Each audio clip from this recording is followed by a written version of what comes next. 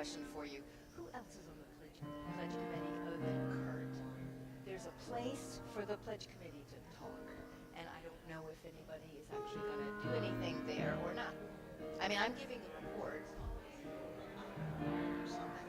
Well, if you want. I mean, this is the current, right? 204. That's what I have. Okay, we got it.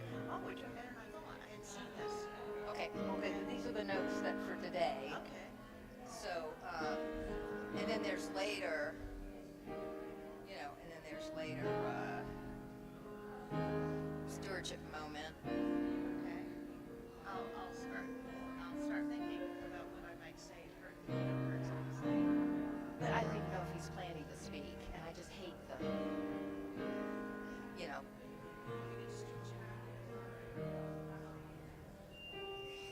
You're great. Comfortable sitting up front? Yeah. I know you did it. Oh, right, wherever you want. That's good. And you have the script. Do you want your own copy of the script so you can follow along? Let me get you another one. Yeah. Actually, I'll probably do one right here.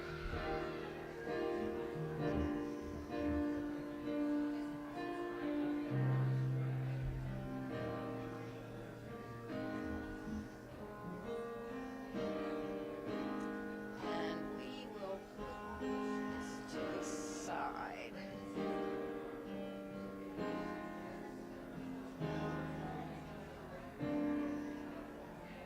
Do you have your water? Okay.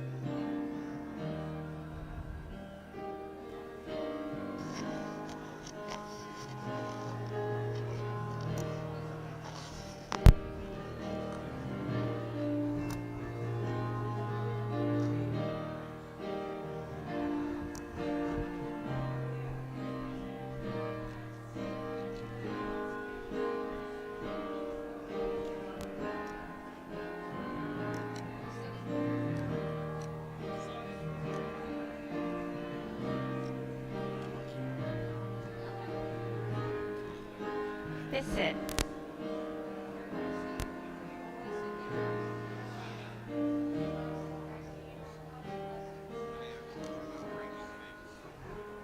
Well, it wasn't on. It's a good thing I actually checked that it was on. Okay. Thanks.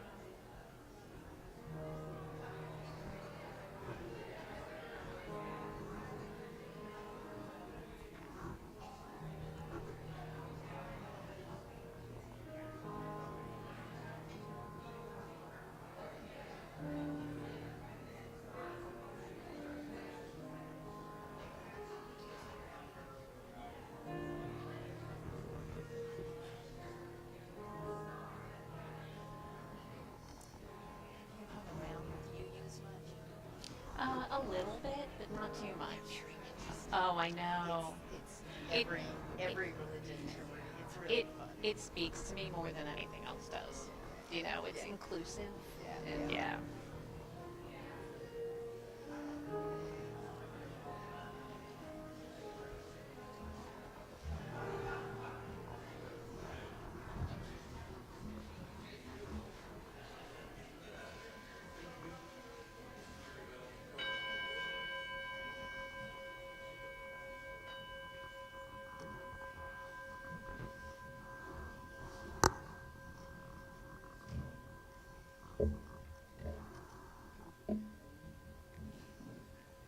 Welcome to the Unitarian Universalist Fellowship of Fredericksburg. We're situated on the ancestral homeland of the Rappahannock and the Patawomic tribes, and where enslaved people were forced to work on the land.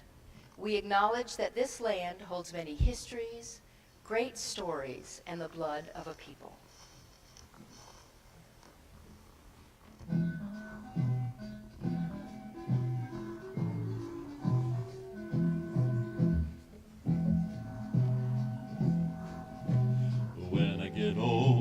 losing my hair many years from now.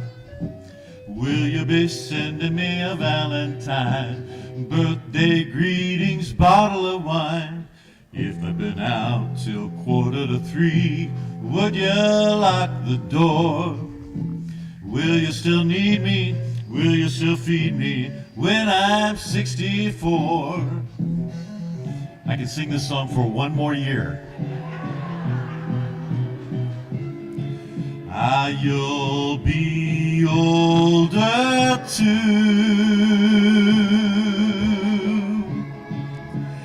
And if you say the word, I could stay with you. I could be handy mending a fuse when your lights have gone. You can knit a sweater by the fireside. Sunday mornings go for a ride. Doing the garden, digging the weeds. Who could ask for more? Will you still need me? Will you still feed me when I'm 64? Every summer we can rent a cottage in the Isle of Wight if it's not too dear. We shall scrimp and save grandchildren on our knees. Kristen, Johnny, and Kate. Send me a postcard, drop me a line stating point of view. Indicate precisely what you mean to say. You're sincerely wasting away. Give me your answer, fill in a form, mine forevermore. Will you still need me? Will you still feed me when I'm 64?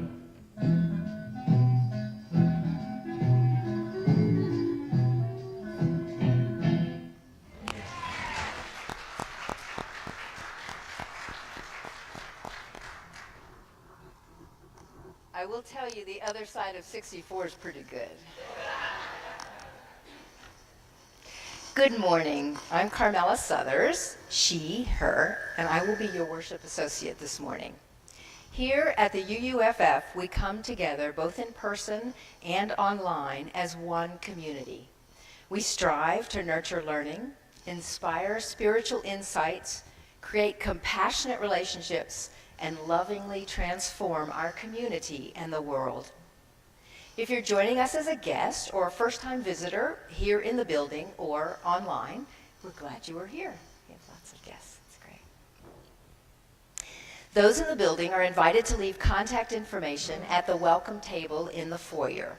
For those joining us online, you're invited to visit the worship portal on our website at uuffxbg.org and fill out our connection card.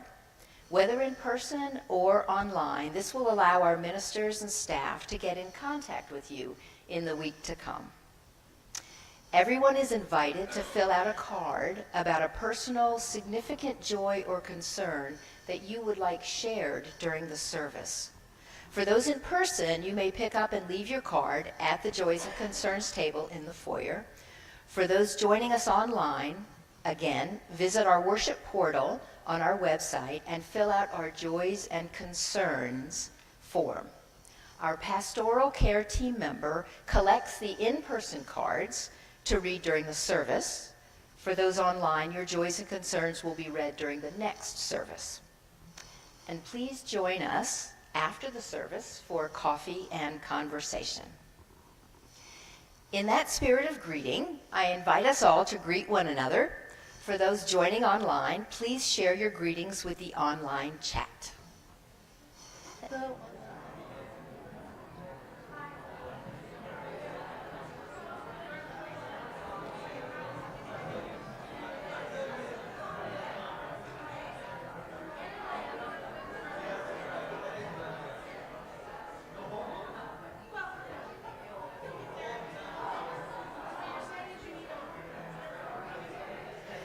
It is so good. It's so good to have you all with us today. So we have good news from the stewardship campaign. The UUFF FY25 stewardship campaign has only 2 weeks left, and we've raised a total of $204,136 toward our goal of $290 from 74 donors. We're getting closer to our goal. The Stewardship Committee respectfully requests all members and friends to pledge as soon as possible. For those who've already pledged, a great big thank you. If you haven't yet pledged, please submit your pledge of financial support as soon as you can, and consider raising your pledge from last year by 10%. You can fill out a paper pledge here at the fellowship or online. If you'd like a form mailed to you, or if you have any questions, please contact Kurt Swinburne. This morning, we join Unitarian Universalist congregations around the world in lighting a chalice, the symbol of our faith tradition. If you're online and have a chalice or candle, please join me as we light our chalices together. Wherever you are this morning, join me in reading our chalice lighting words. We seek our place in the world and the answers to our heart's deep questions. As we seek, may our hearts be open to unexpected answers. May the light of our chalice remind us that this is a community of warmth, of wisdom, and welcoming of multiple truths.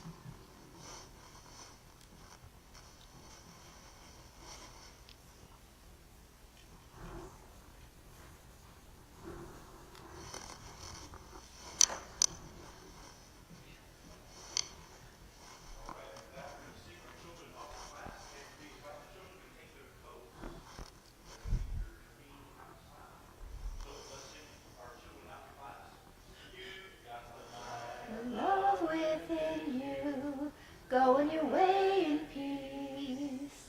So let your light shine, the world awaits you. Go on your way in peace. You've got the light of love within you. Go on your way in peace. So let your light shine, the world awaits you. Go on your way in peace. Got the light of love within you. Go on your way in peace. So let your light shine, the world awaits you. Go on your way in peace.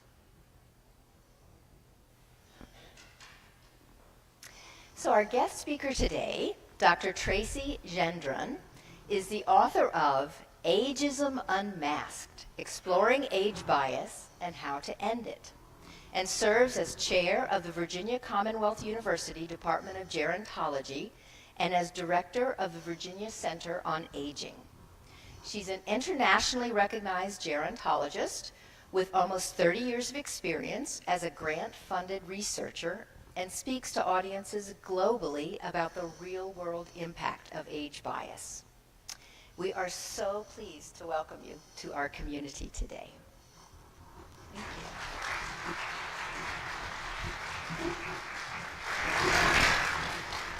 Good morning, everyone. Lovely to be here with you on this cold but beautiful Sunday morning.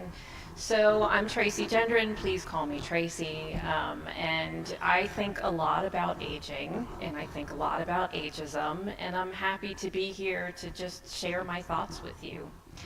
So I'll start by saying, and we can go to the first slide, that in order to think about aging, we really need to think, in order to think about ageism, we really need to think about aging, because people misunderstand aging in a couple of different ways. And the way that we misunderstand what it means to age leads us right into ageism.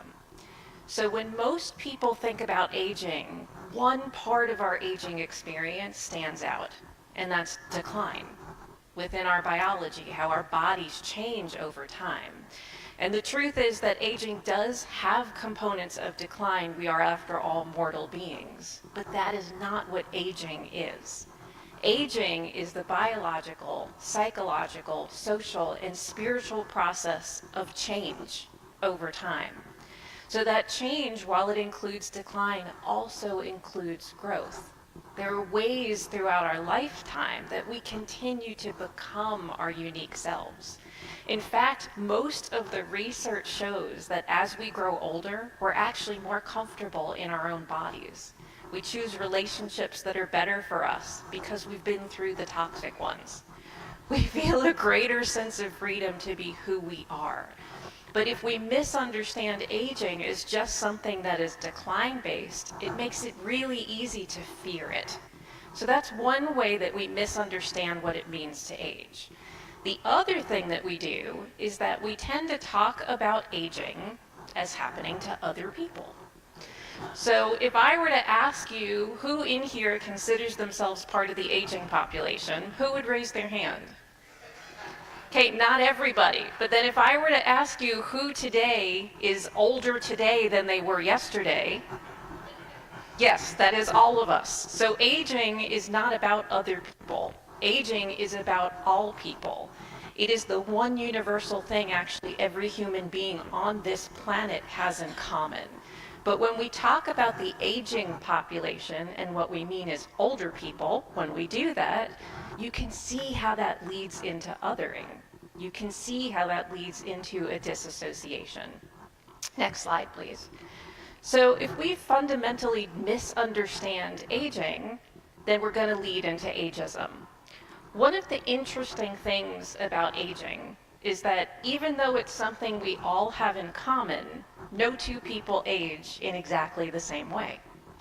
That's because we're born with all of these different kinds of identities, right? Our geographic location, our education, race, gender identity, sexual orientation, all of these things combine to create a very unique life experience.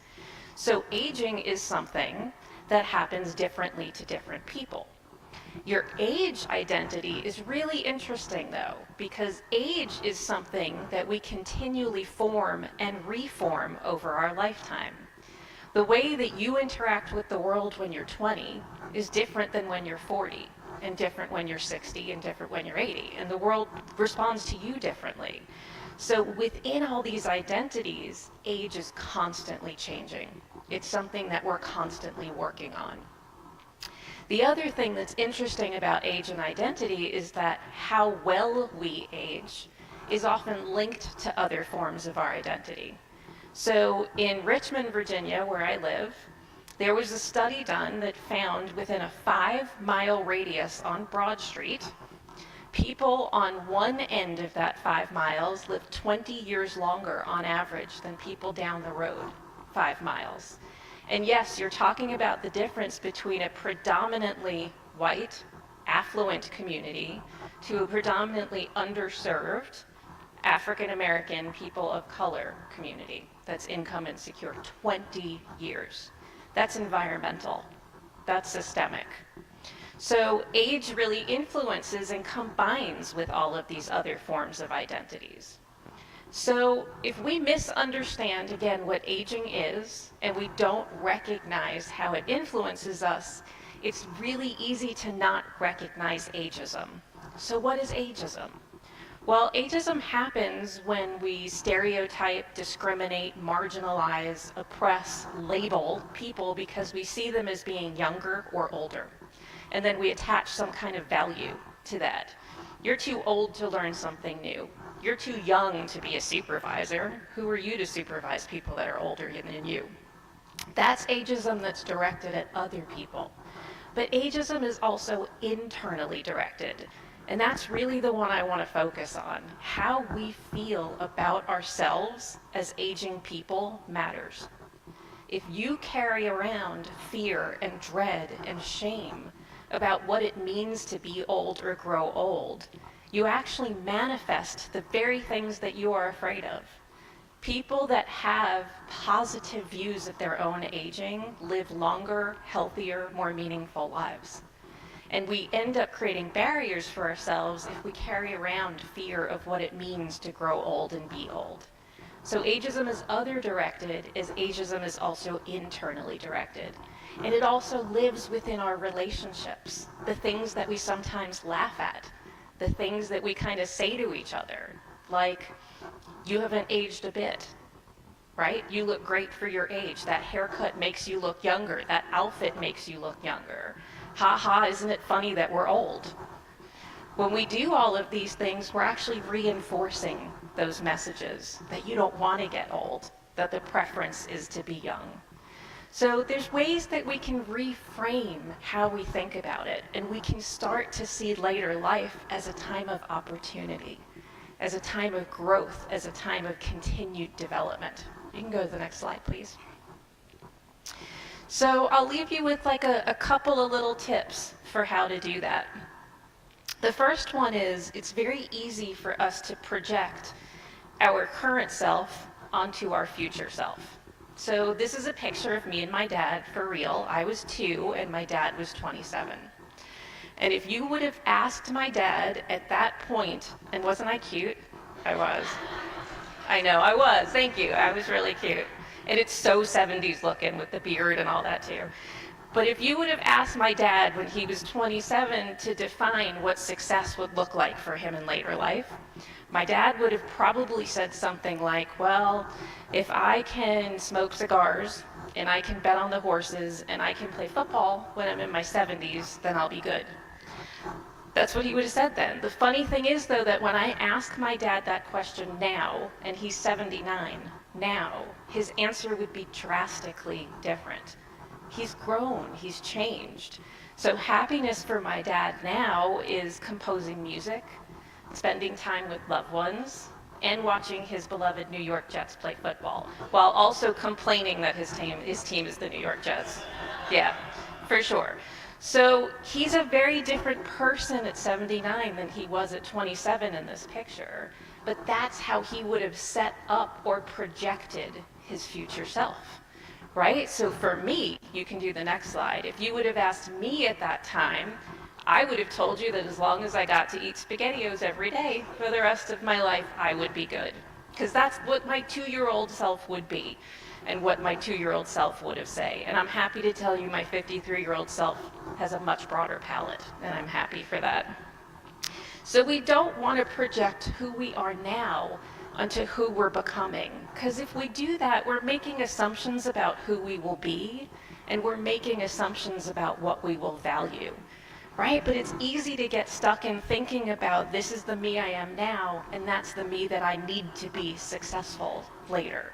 It's one of those traps. So the second one, you can go to the next slide,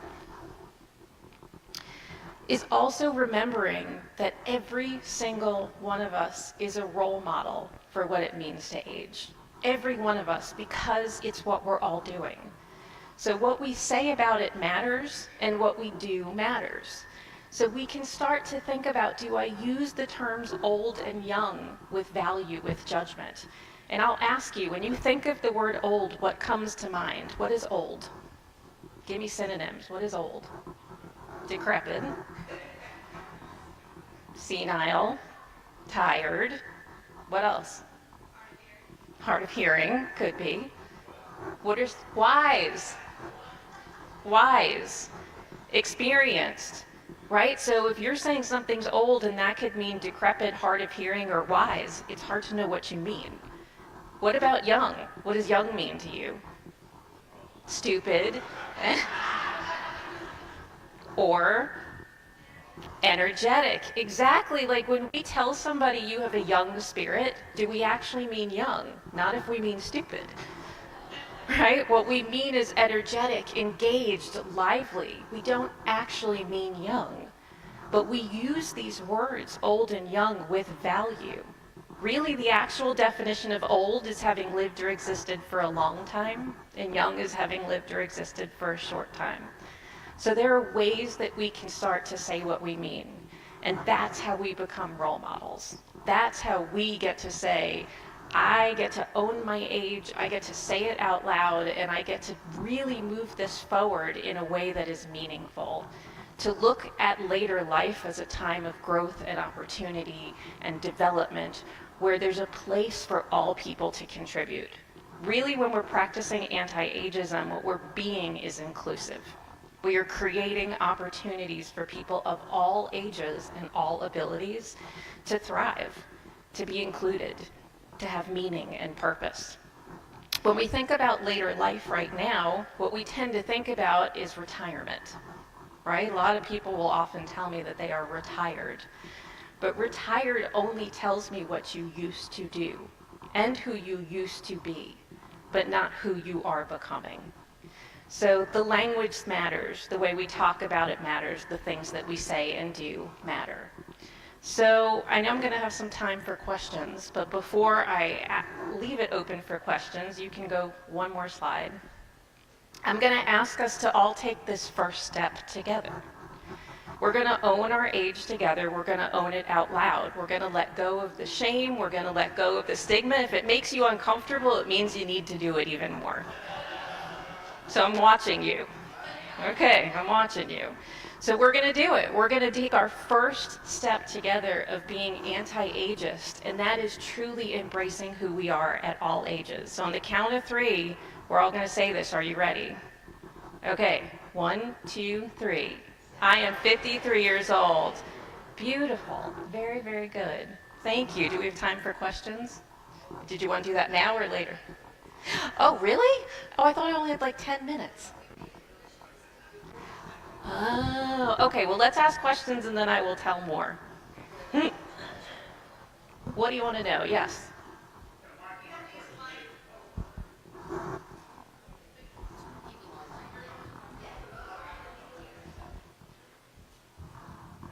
My question is, I've seen a number of articles indicating that some biologists and biogenetics people have been looking at increasing age. In other words, there's normally a limit to what the body can do. They indicate we change genes and so forth.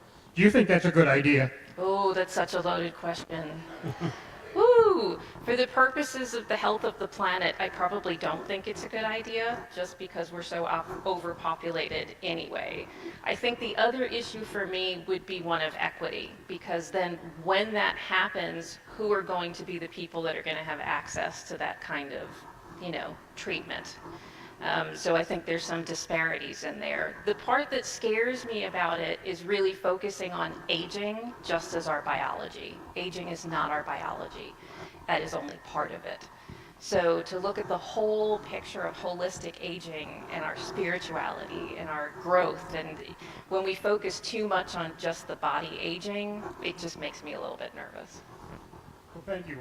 My view is, I think you already touched on one item. I think we ought to start looking more at helping the environments of disadvantaged people more than trying to increase age. Yeah, exactly.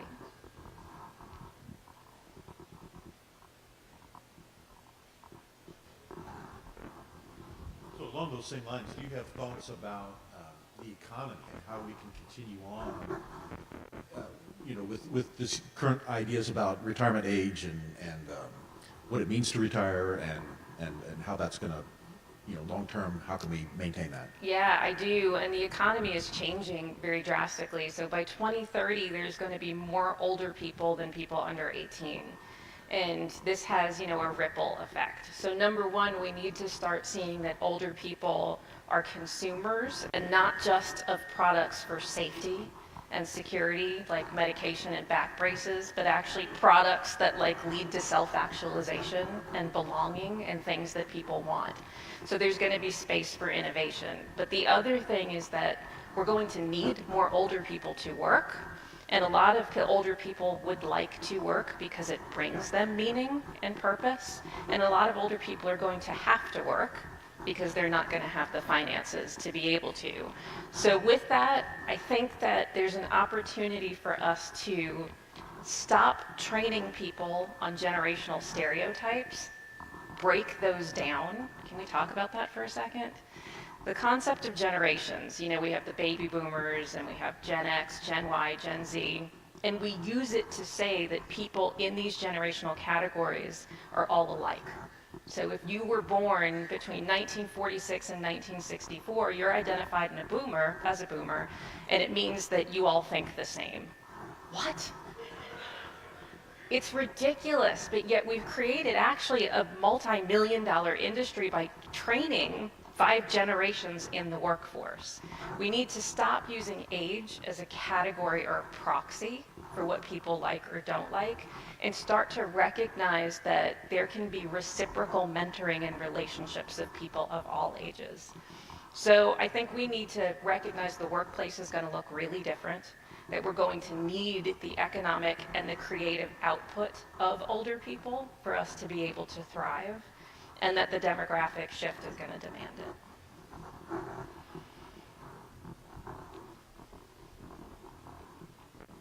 I actually have 2 questions. One is, what current research are you working on? And the other one is, have you seen a big difference in aging between men and women? Is there anything that you found? Great questions. So I'll do that one first. So people, yes, there's something called gendered ageism, and that's like really masculinity, femininity, and how it tends to be directed different. And there's shame associated with both. Let's just say that. So with women in particular, a lot of older women will report feeling hypervisible and invisible all at the same time. So do you have wrinkles? Is your hair gray? Are you not taking care of yourself by your appearance? And then often feeling like as an older woman, your opinion is not valued. You are kind of glossed over for a promotion or for a job. So I think it does affect women in very distinct ways. With men, it's kind of interesting. What do you think is the #1 product that's marketed to older men? Viagra. Yeah. And what does that say about being a successful older man? You know, that's what's most important. And yet there's a ton of research that shows that men are actually, they get a lot of joy out of caregiving. They get a lot of joy out of nurturing, and we don't talk about that as much. So there's these gendered stereotypes that play into both of those. So it's definitely different, but there's plenty of shame to go around for everyone. As far as my own research, generational labels is one of them, and how that's kind of meaningless and how that leads us into ageism is one. The connection between ageism and ableism is another one I'm doing research on. As we grow older, because we have physical decline, we're more likely to experience the effects of ageism and ableism, discrimination based on ability, and how much of our fear of disability feeds our fear of aging. So kind of how those are intertwined. And then a shocking study I just published, that sense of internalized ageism in the study I did was the largest risk factor of intent to want to commit suicide among a group of older people. So recognizing that ageism is not just a social justice or even a civil rights issue. For many people, it's a life and death issue. When people don't feel as if they're valued in later life, or there's a place for them, it can be very isolating.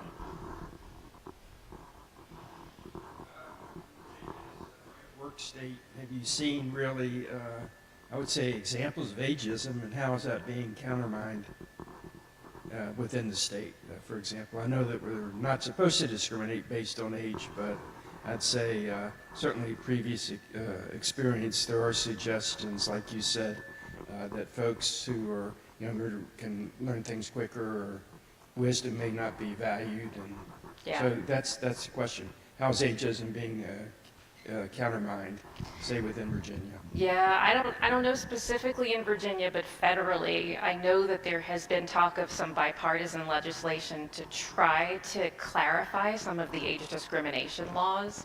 There was actually a Supreme Court decision in 2009 that made it even harder to prove that you experience age discrimination. So it was more on the side of the companies who could easily say, well, this had nothing to do with age, they just were X, Y, Z, and it became much harder to say, no, I was actually discriminated against based on age. So I know there's some bipartisan legislation that's being looked at in that area. We right? It's hard. It's hard to prove age discrimination.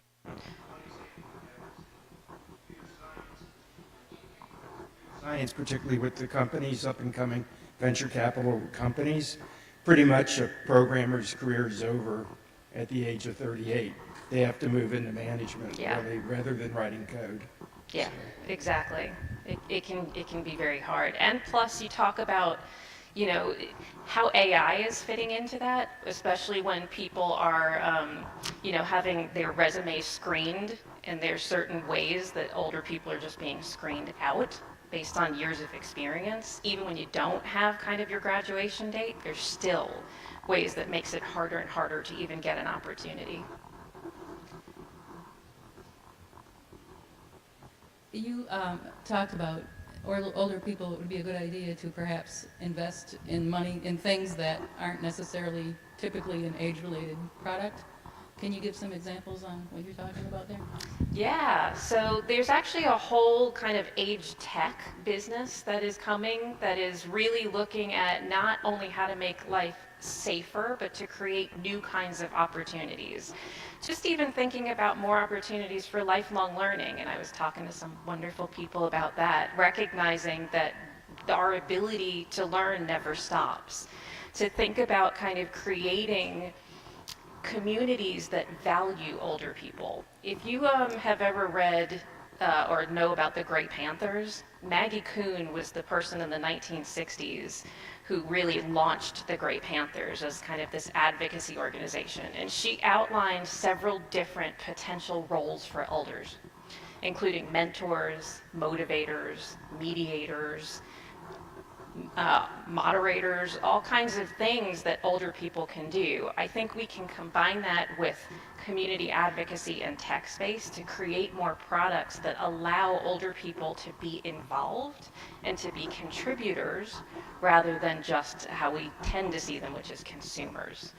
So lifelong learning would definitely be one, but I also think leisure is another one. I think mentoring is another one. I think putting older people in positions to actively give feedback and to share wisdom and knowledge and mentor younger people is another one. So I think there's all kinds of things I haven't even thought of, but the opportunity is going to be there. Oh, good. Yeah. As someone who works with adult education and the aging population, I have learned that the aging population learns differently, completely differently than a younger population. Do you see any need for us to change the way we teach our teachers and how to work with the aging population? Yes, and I'll give one just a little reframe, which is the aging population is all of us. That's okay. It takes practice. It takes practice. So with older people, yes, we probably do. And I think that is probably necessary across the board because, as you know, learners don't learn the same way no matter what age they are. Some people are visual learners. Some people are auditory learners. Some people need a lot of repetition. And when it comes to older people, and you know what? We can dovetail this right into politics if you want to talk politics, because I know one of you is going to ask the question about age and politics, because that's all anybody's talking about right now. Yes, there are certain skills that continue to grow throughout our life, and there are certain ways that our brains slow down a little bit and take a little bit longer to word find, to process new information. Doesn't mean we can't. It means it takes a little bit longer. So, yeah.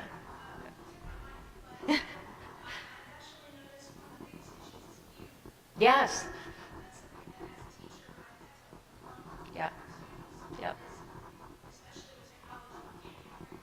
Yep, exactly.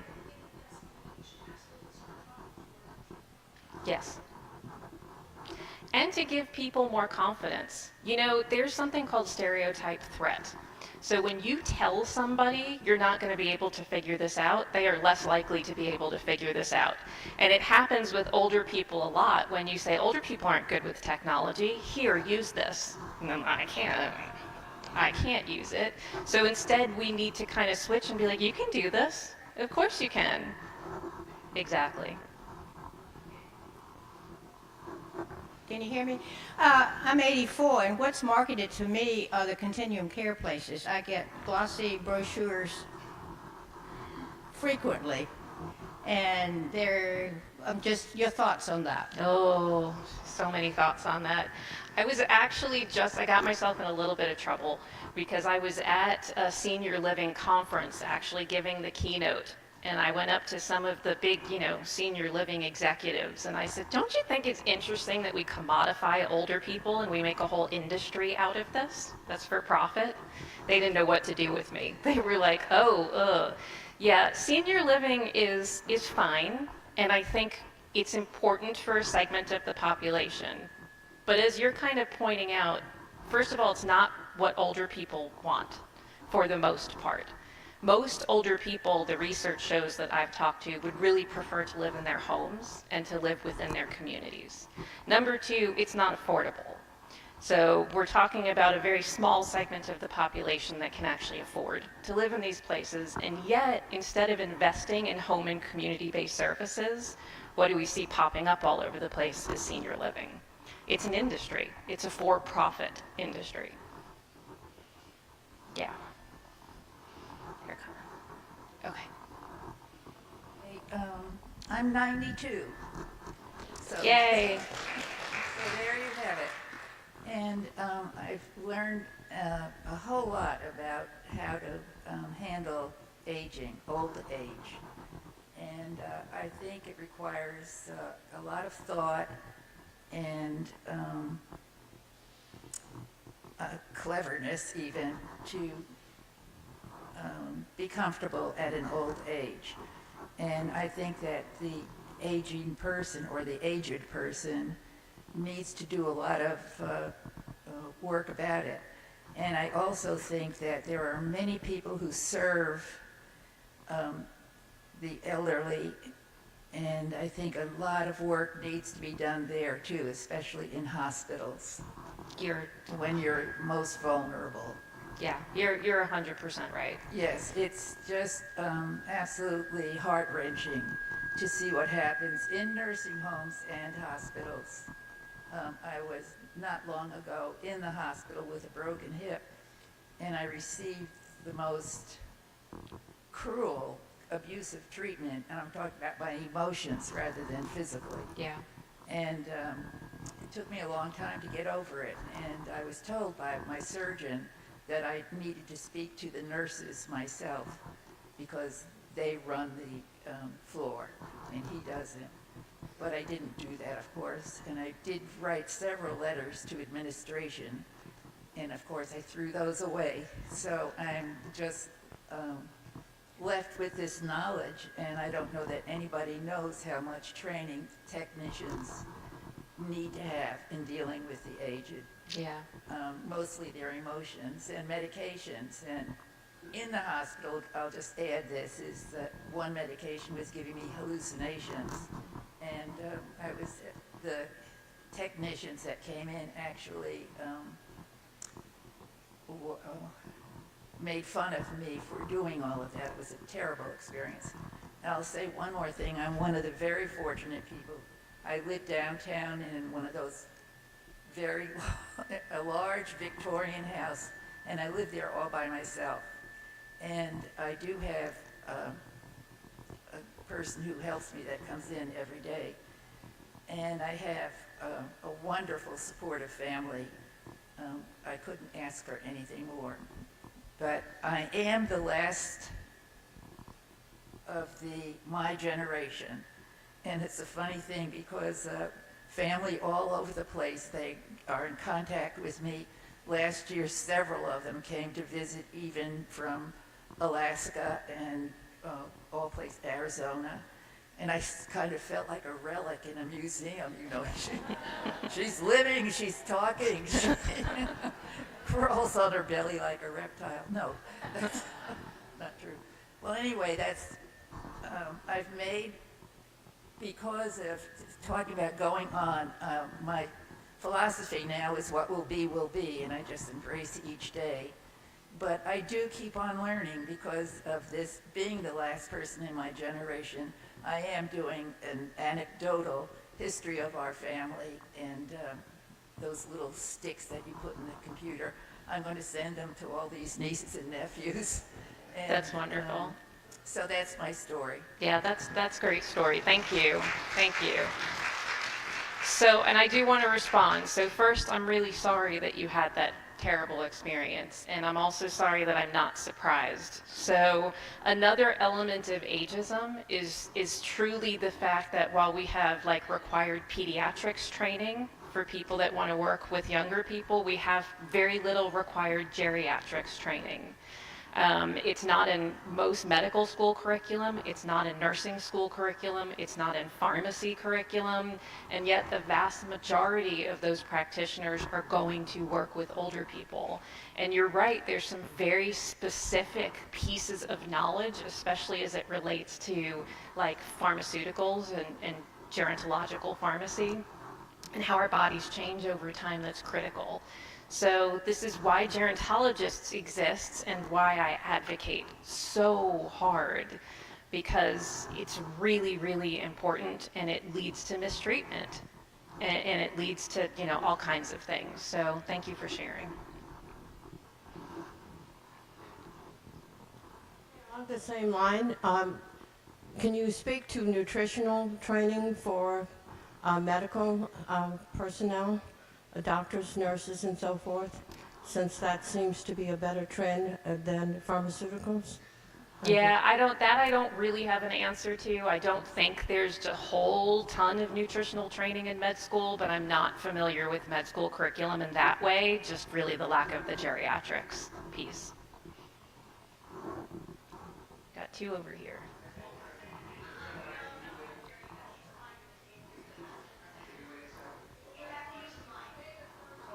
Oh, he's got the mic. Got it. Okay. I'll open up the Pandora's box you referenced. Ooh, politics? Are either one of the presidential contenders too old to run for Oh, office? thank you. You went there. Thank you. I was hoping that somebody would. I've been talking about this nonstop. So again, how do you define too old? So this is my line here. We have got to disentangle age from competency.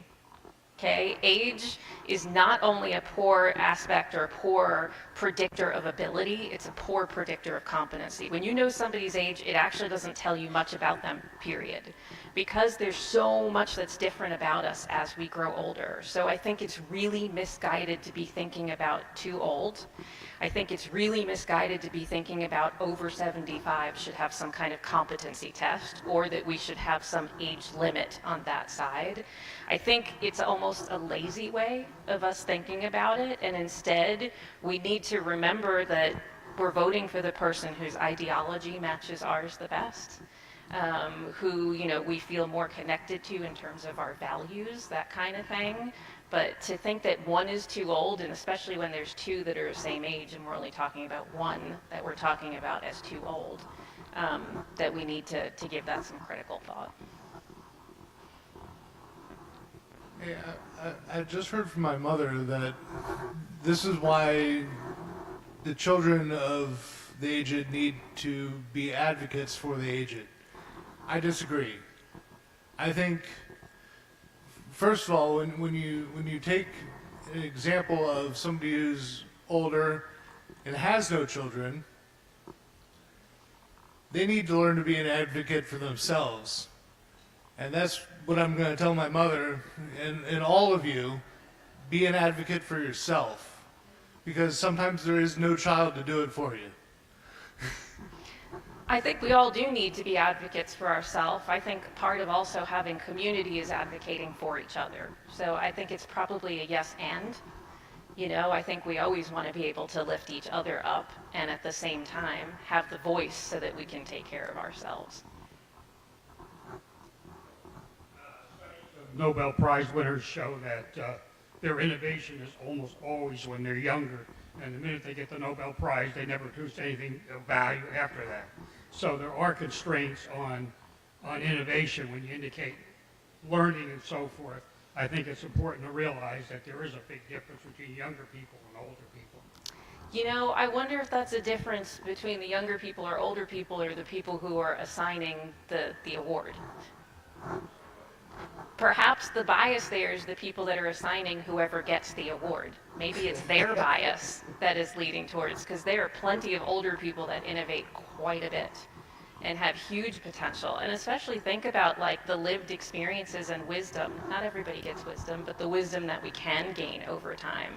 So I'd be curious to see what the criteria are for the people that get the awards. Last question. It's not a question, but Last statement. I've been thinking of starting a new business. Ooh.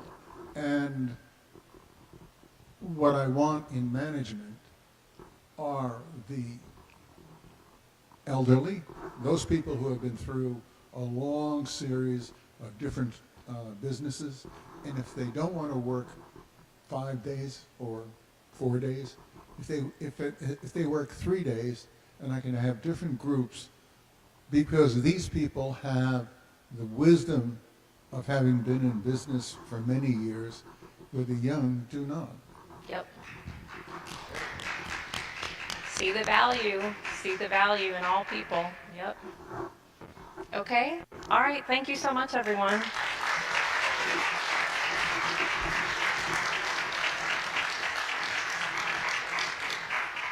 Thank you so much.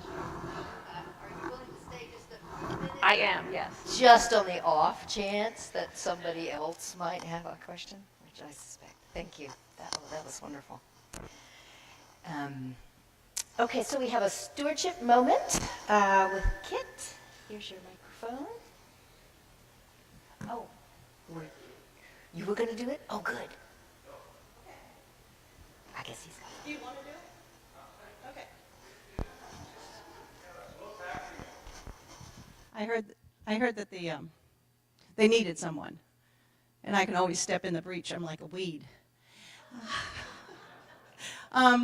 In 1986, we came to this place because our son was asking questions about death. We were expecting questions about sex. He asked us questions about death. So we started looking for a church, and we came to this place, and we liked it. So we joined. And then they told us, you can't be a member of this church and have a child in RE without volunteering in RE. The rule still holds, by the way. So I volunteered in RE.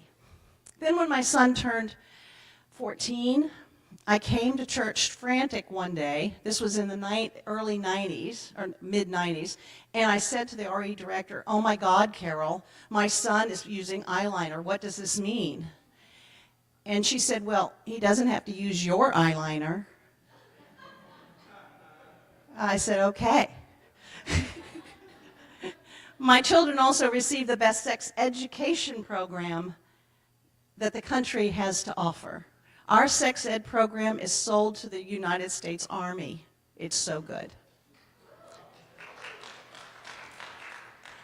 For all these things, we pledged. And for all these things, we increased our pledge because we became more and more involved. Then I got on the board, and I was very quickly, 2 years ago, it was my great honor to become president of the Board of Trustees. This has been such an incredible learning experience for me. It's been a huge honor. I've loved the people that I've worked with. I've made new friends.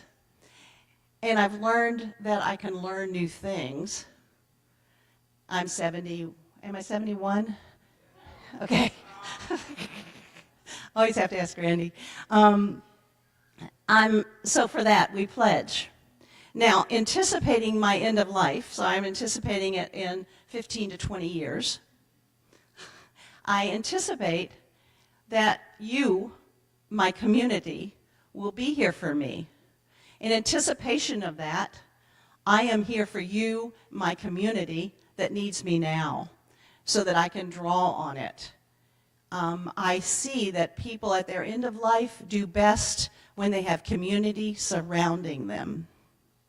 And I can't expect this community to be here for me as I get closer to my death than if I give to it now. Because they won't remember me if I don't give to it now. And so I pledge. And I pledge. And I pledge. Now, It's getting toward the end of the pledge drive. We're asking that you pledge right this minute, and your name has already gotten on the list if you haven't pledged. I have a list by my phone at home of people that I have to call that haven't pledged. I think that they are on the really naughty list. And they should be embarrassed if they receive a call from me this week. Because I know and they know what it means. It means they haven't pledged. So, please pledge. At the end of this pledge drive, which will be next month, April, we will decide whether we have full-time ministry next year or part-time. We will decide whether we go to the UUA or what we're going to do, but it all starts with the numbers. So, there's my message on pledging. Was it good enough?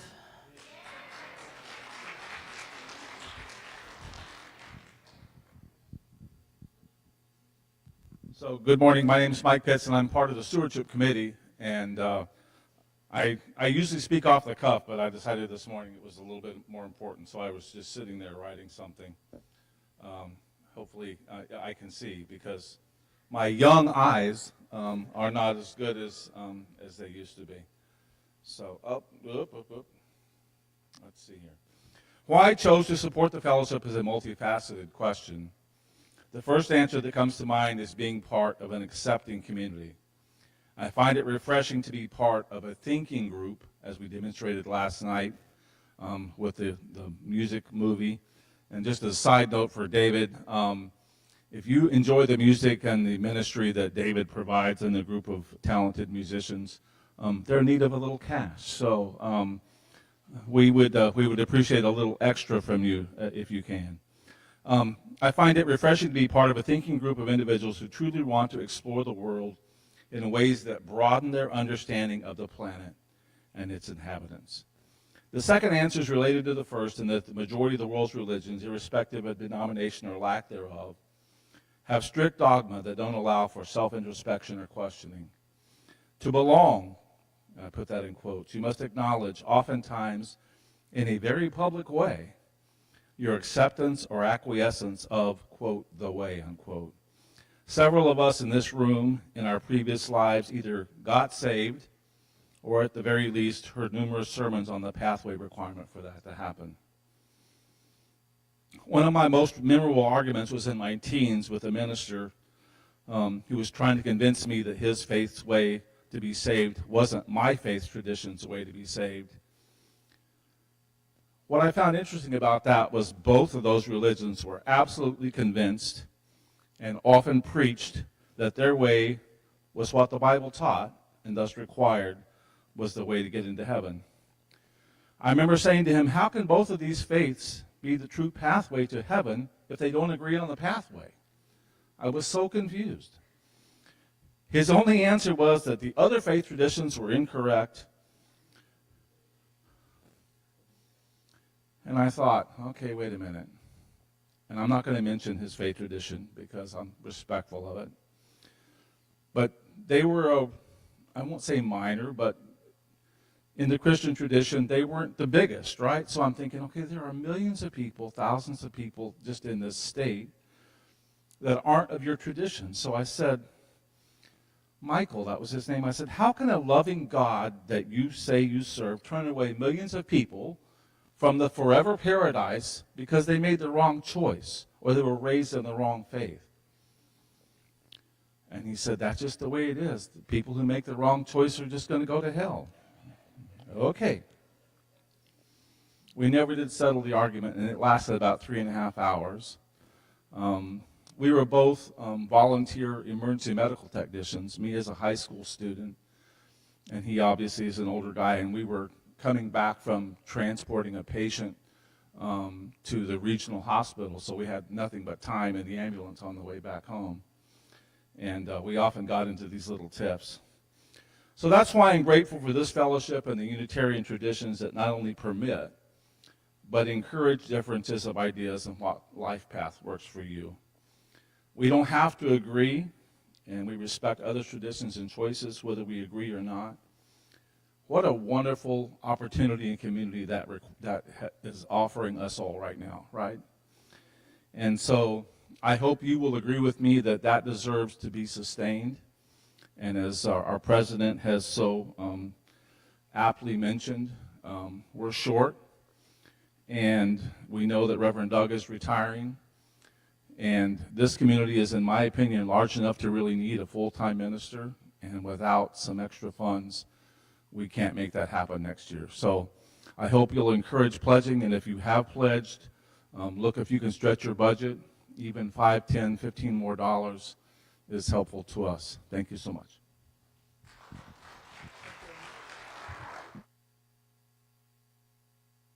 When you give to the UUFF, you help us nurture learning, inspire spiritual insights, and lovingly transform our community and the world. For those gathered in person, greeters will be coming around with a basket for donations. All are also invited to donate via text message to the number 844-963-2785 on your screen. Or you may visit our website. Our offering will now be greatly received, gratefully received. Greatly too, that'd be good.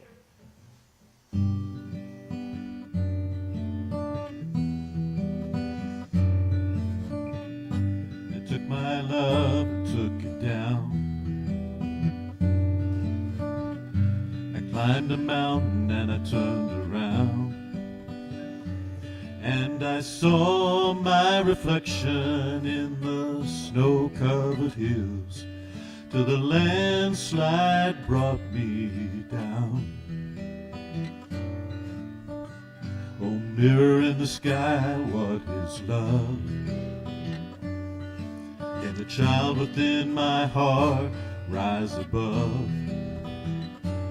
Can I sail through the changing ocean tides?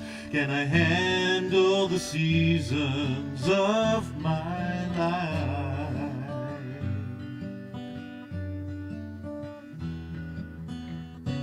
Well, I've been afraid of changing, 'cause I build my life around you. But time makes you bolder, even children get older. I'm getting older too.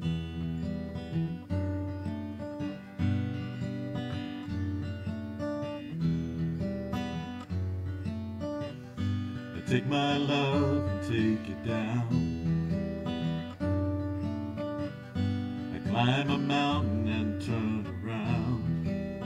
And if you see my reflection in the snow-covered hills, will the landslide bring you down? If you see my reflection on the snow-covered hills, will the landslide bring you down? Well, I've been afraid of changing, 'cause I build my life around you. But time makes you bolder, even children get older. I'm getting older too. Yeah, I'm getting older too.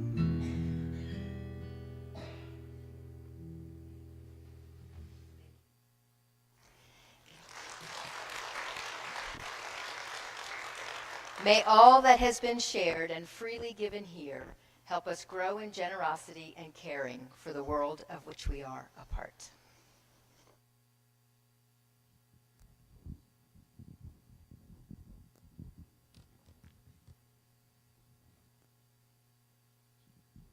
So I'm getting older too.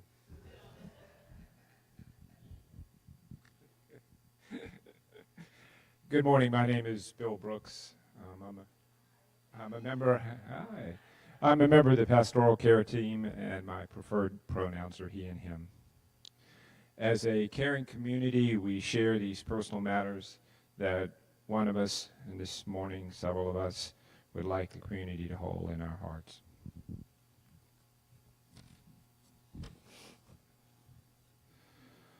So Patrick Newstetter has shared a concern He says, I am concerned about the very real possibility that the Moss Street Clinic will close for lack of funds. And his concern is what will happen to the very needy patients that are served there.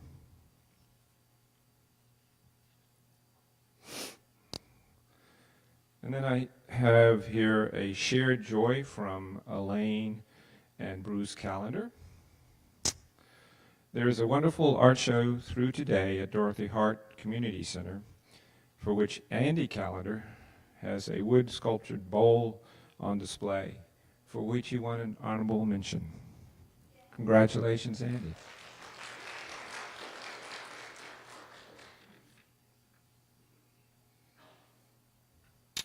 Let us take a few moments to quietly be present with all the concerns and joys of this community, spoken and unspoken.